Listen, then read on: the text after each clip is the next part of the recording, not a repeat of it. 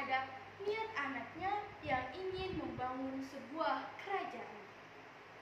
Lokasi untuk kerajaan anaknya berada tidak jauh di pinggir pantai, apalagi di ujung Pananjung, yang merupakan tempat persinggahan andar-andar atau bajo, lazimnya penjahat. Oleh karena itu, wilayah tersebut kemudian disebut Pangandaran. Terjadilah perdebatan antara Prabu Haurkuni dan Raden Anggalarang. Prabu Haurkuni, "Anggalarang anakku, sesungguhnya ayahanda memiliki kecemasan yang teramat mendalam akan keinginanmu, nak." Raden Anggalarang, "Ayahanda, tenang saja, tidak usah mengkhawatirkanku secara berlebihan, percayakan semua padaku." Prabu Haurkuni, "Bukannya ayahanda tidak percaya padamu, nak, tetapi ayahanda tidak ingin terjadi apa-apa padamu."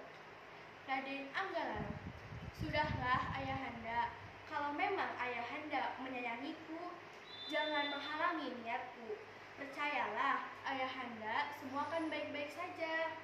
Prabu Haurkuni, "Sudahlah, semoga ini hanya sebatas kekhawatiran ayahanda saja." Raden Anggalarang tidak mengindahkan kekhawatiran ayahnya.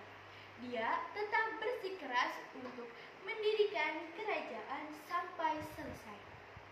Dalam menyelesaikan pekerjaan besar tersebut, dia dibantu para pengikutnya, juga didampingi oleh para patih Kijang, Pananjung, dan Mama Lengser. Namun, apa yang menjadi kekhawatiran Prabu Haurkuni memang menjadi kenyataan. Tidak berapa lama setelah kerajaan itu berdiri, terjadi peperangan antara pasukan dan kerajaan pimpinan Kipatih Kidang Pananjung dan para bajo yang singgah di perairan tersebut. Tampaknya pimpinan bajo begitu bersemangat dalam peperangan itu karena mengetahui istri pemimpin musuhnya sangat cantik, sang permaisuri raja, yaitu Dewi Siti Samboja. Dalam peperangan tersebut, para bajo berhasil melumpuhkan Kipatih Kidang Pananjung sampai mati. Dan pimpinan bajo serta pasukannya merasa puas dengan apa yang telah dilakukan terhadap Raden Anggalarang. Pimpinan bajo, "Hahaha, akhirnya hancur juga kerajaan Anggalarang. Mampus juga Kipatih Kidang Pananjung. Hahaha, kini tidak ada lagi yang menghalangiku." Raden Anggalarang, "Sialan kau para bajo." Pimpinan bajo, "Masih berani kau rupanya Anggalarang? Nanti giliran istrimu yang kuambil." Hahaha. Kekalahan itu memaksa Raden Anggalarang untuk pergi dari tempat tersebut. Beberapa hari kemudian, para bajo mencium keberadaan rombongan Raden Anggalarang dan menyerang rombongan tersebut, termasuk rencana untuk memboyong sang permaisuri. Rombongan ini terus melarikan diri ke beberapa tempat untuk bersembunyi.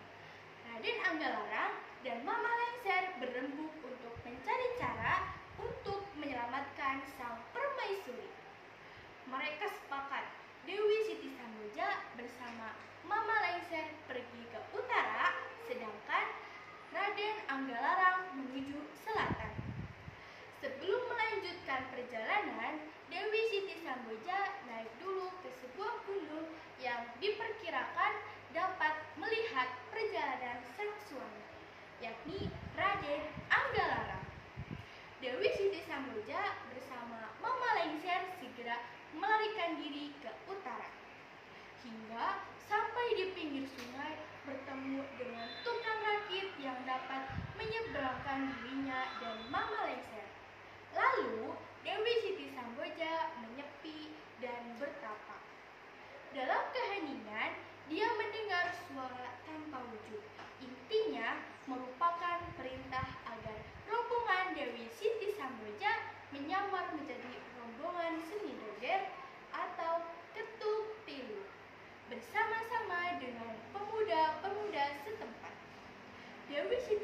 Samboja sendiri menjadi waramana atau ronggengnya. Tujuan penyamaran itu tentu saja untuk menyelamatkan Dewi Siti Samboja beserta rombongannya dari kejaran para Bajo.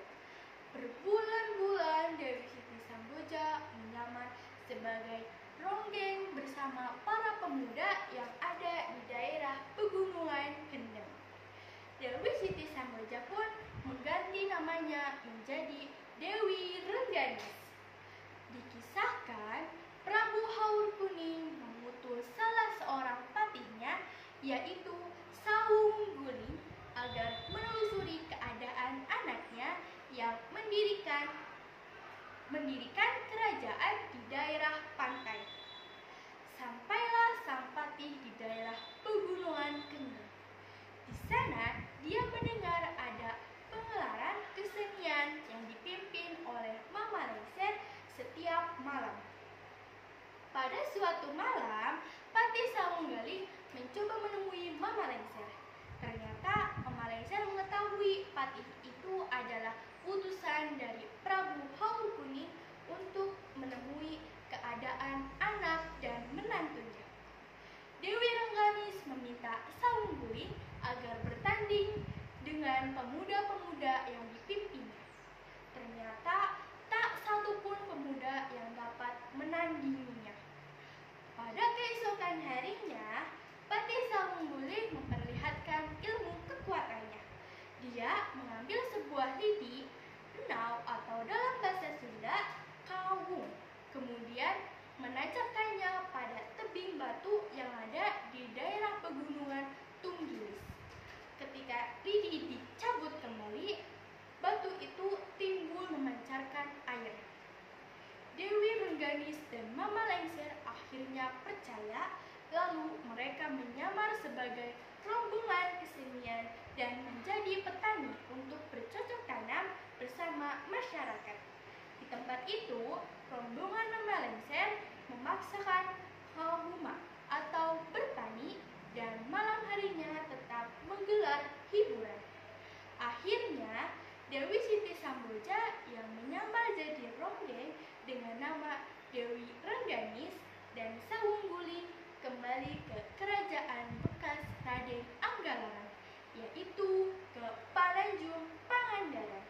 Sejak itulah kerajaan tersebut dinamakan Pananjung Ngadek Tumenggung, dengan rajanya